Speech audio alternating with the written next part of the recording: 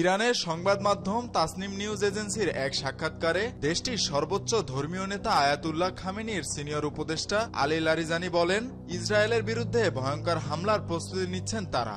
সামরিক কর্মকর্তারা ইসরায়েলকে জবাব দিতে বিভিন্ন কৌশলে পরিকল্পনা করছে। ইসরায়েলের বিরুদ্ধে আবারও হুঁশিয়ারি উচ্চারণ করছে ইরান। এর আগে গত ২৬ অক্টোবর ইরানে ৩ ধাপে সামরিক স্থাপনায় হামলা চালায় ইসরায়েল। মূলত ইরানের ২০০ ক্ষেপণাস্ত্র হামলার পর ইসরায়েলে হামলা চালায়, তবে আবারও ইসরায়েলি হামলার জবাব দিয়েছে তারা। ইরানে হামলার পর ইসরায়েলি সামরিক বাহিনীর সিনিয়র মুখপাত্র ড্যানিয়েল হাগারি বলেন, ইরানে ইসরায়েলের হামলা শেষ হয়েছে, আর হামলা চালাবে না ইসরায়েল। তিনি বলেন, ইরান চলতি মাসের শুরুতে তেল আবিবে যে হামলা চালিয়েছিল তার জবাবে ইসরায়েলি প্রতিক্রিয়া সম্পূর্ণ হয়েছে। কাতার ভিত্তিক সংবাদ সংস্থা আল জাজিরা আরও জানিয়েছে, ইসরায়েলি সামরিক বাহিনীর মুখপাত্র বলেছেন, আমরা ইরানে সুনির্দিষ্ট সামরিক লক্ষ্যবস্তুগুলোর বিরুদ্ধে আক্রমণ চালিয়েছি এবং ইসরায়েল রাষ্ট্রের তাৎক্ষণিক হুমকিগুলোকে ব্যর্থ করে দিয়েছি।